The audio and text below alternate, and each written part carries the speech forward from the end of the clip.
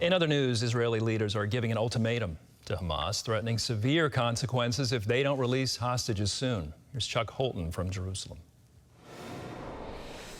Hamas rejected Israel's offer to extend the first phase of the ceasefire over accusations of breaking previous agreements. That rejection led to tough talk from Israeli leadership.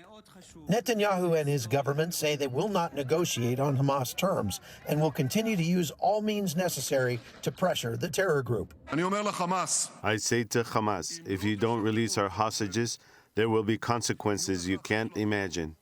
Defense Minister Israel Katz promised a return to military action if Hamas does not comply. If Hamas does not release the hostages soon, the gates of Gaza will be locked and the gates of hell will open. We will return to fighting and they will encounter the IDF with might and in ways they have never known. Until complete victory, we will never allow Hamas to control Gaza. As the threat of escalation grows, Netanyahu reached out to a former hostage with a message of regret.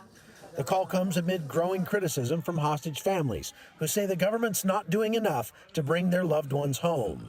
I understand the enormity of the loss. It's a terrible thing.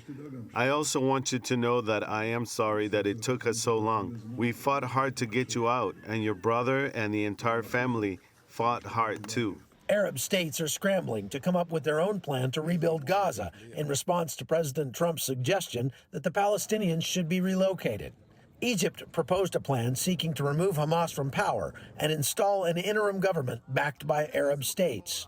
But the plan leaves many questions unanswered, including who will govern and fund the reconstruction. Meanwhile, tensions continue to rise as Israel steps up military preparations. Troops remain on high alert, and residents of southern Israel brace for a possible escalation in the coming days. Another important event this week, the passing of Dori Gold, a respected Israeli statesman, UN ambassador, and advisor to Benjamin Netanyahu. From Jerusalem, I'm Chuck Holton for CBN News.